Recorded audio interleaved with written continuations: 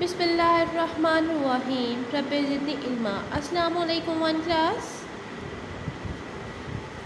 تو دس از سلسلہ نمبر 28 11 ستمبر 2020 جمعہ۔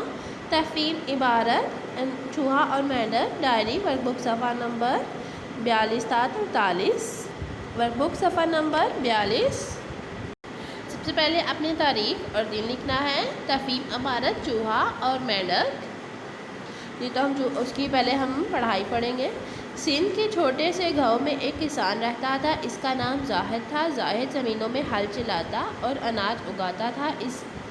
اس کے کھیت کے پاس ایک تالاب تھا جس میں ایک مینڈک رہتا تھا۔ تالاب سے تھوڑی دور ایک چوہا بھی رہتا تھا۔ دونوں کو وہاں رہتے ہوئے کافی عرصہ ہو گیا تھا، مگر دونوں ہمیشہ ایک دوسرے سے لڑتے رہتے تھے۔ جیسے ہی کسی ایک کو موقع ملتا وہ دوسرے پر حملہ کر دیتا۔ آخر ایک دن مینڈک نے چوہے سے کہا، اگر ہمت ہے تو کھیت کے سامنے جو بڑا میدان ہے وہاں آ جاؤ۔ یہ سن کر چوہا بولا، کیا تم مجھے کمزور سمجھتے ہو؟ چلو آ جاؤ۔ دونوں میدان میں پہنچے اور لڑائی شروع ہو گئی۔ دور ایک درخت پر بیٹھے چیل ان دونوں کو کافی دیر سے دیکھ رہی تھی اور اڑتی ہوئی چیل نیچے جھپٹی اور دونوں کو چونچ میں دبا کر لے اڑی۔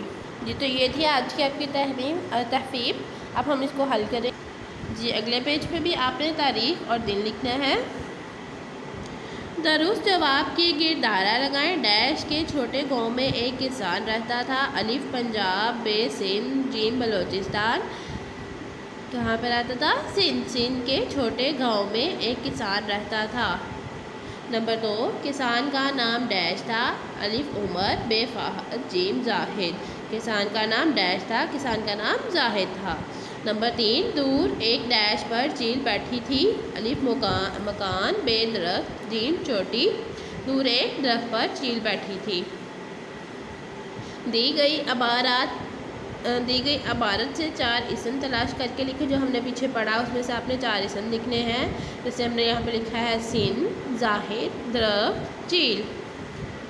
آگے آپ کے ہیں سوالات۔ سوال نمبر 1، زاہد کون تھا اور کیا کام کرتا تھا؟ زاہد کسان تھا، وہ زمینوں میں ہل چلاتا اور اناج اگاتا تھا۔ سوال نمبر 2، چوہا اور مینڈک نے لڑائی کے لیے کون سی جگہ ملنے کا فیصلہ کیا؟ کھیت کے سامنے بڑے میدان میں۔ چوہے اور مینڈک کی لڑائی سے کس نے فائدہ اٹھایا؟ چیل نے۔ اس کہانی سے آپ کو کیا سبق ملتا ہے؟ اتفاق میں برکت ہے۔ جی تو یہ تھی آج کی آپ کی تحفیم۔ آپ نے اس کو یاد کر کے اپنی ورک بک پہ لکھنا ہے اور پھر اس کو رف رجسٹر پہ اس کی پریکٹس کرنی ہے۔ اللہ حافظ، فی امان اللہ۔